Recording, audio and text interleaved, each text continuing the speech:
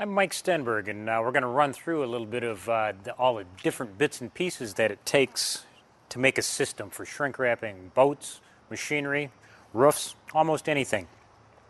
Now, it's basically three parts to make the system. One you've already seen, which is the Shrink Fast Heat tool. We'll actually be using it shortly and to shrink a cover down.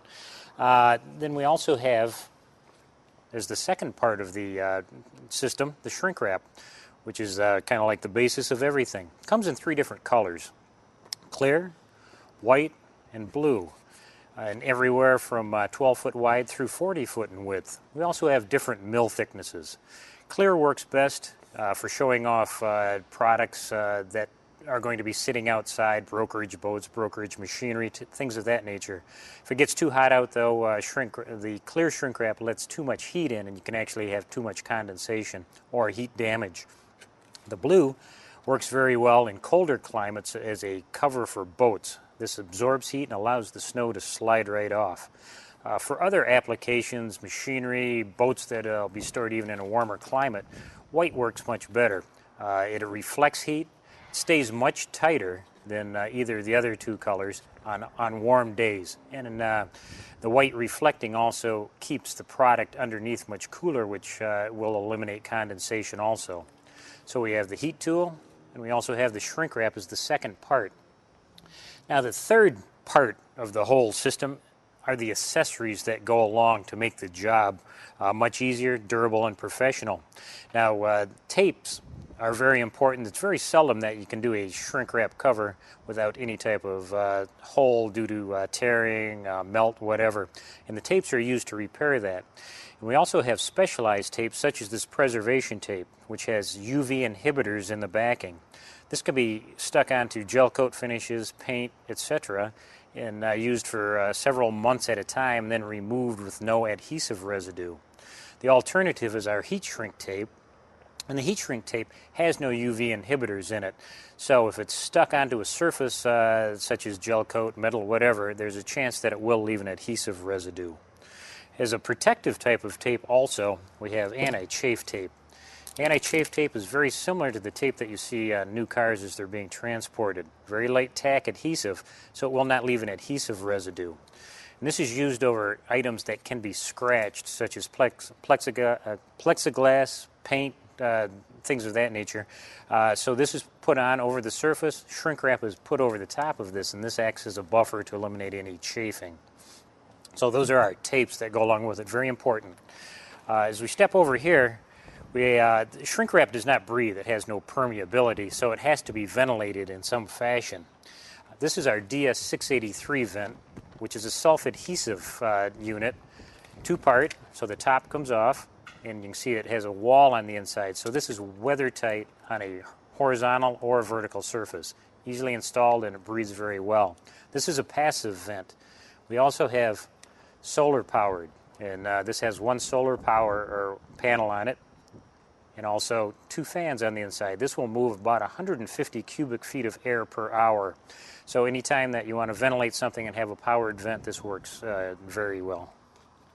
Now, as we get into say, engine compartments, smaller compartments on the boat that aren't going to breathe very well, where there is no ventilation, you can use a product such as the Container Dry. This is a desiccant, so it does absorb some moisture, but it also then lowers relative humidity so that more condensation will not form. Very good for engine compartments. This product is the Starbright Mildew Gas Bag. And this comes in a hanging bag, and it is not a desiccant, so it does not absorb moisture. What it does is put out a vapor that kills mold and mildew spores, so that it will eliminate that problem. Now, this is an interesting product also. It's called a Z-Rust capsule. And Z-Rust capsules are designed to protect a certain cubic foot area, such as an engine compartment, electrical areas, or electrical boxes. So it's self-adhesive. You stick it inside, and this one will protect 2 cubic feet. So you stick it inside, and it'll protect electrical circuitry against corrosion. Also, ferrous and non-ferrous metals can also be protected where there will be no corrosion occurring. This particular item is used strictly when you're shrink wrapping boats, and this is called our end cap. Very simple design, but this goes on top of a 2x4 support pole in the boat, and you'll see it. We're going to use this in the near future on when we cover a boat. But this goes on top. Your strapping for support runs through it, and then as you shrink it, the little ears come down and keep the pole from poking through the cover if you have heavy snow loads on top of shrink wrap.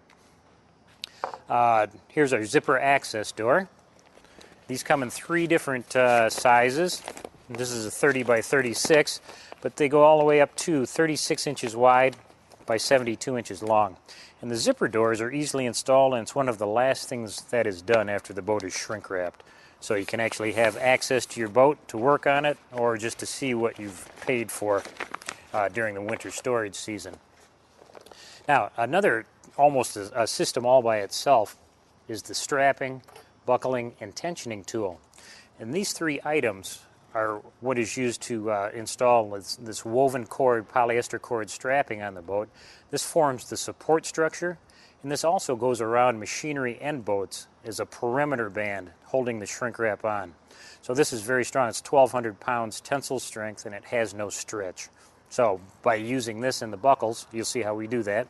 And the tensioning tool, you can make a very tight strapping system that's easily installed and very strong. Now, we have a couple of more safety items that you should see, but before I get into the last few safety items, I'm going to show you exactly what we suggest that you have out of your own toolbox to get the job done. And they're all very simple things. A stapler, and you're going to use this when we're stapling into the support poles and on top of your boat. Handsaw for cutting 2x4s. Tape measure, 25-footer is more than ample, generally speaking. And a fire extinguisher. And fire extinguishers are very important. The shrink wrap that you generally will be using, unless it's specifically marked flame retardant, can burn. So you want to be very careful, and you want to also have that fire extinguisher handy. Along with that, you want to have a ladder.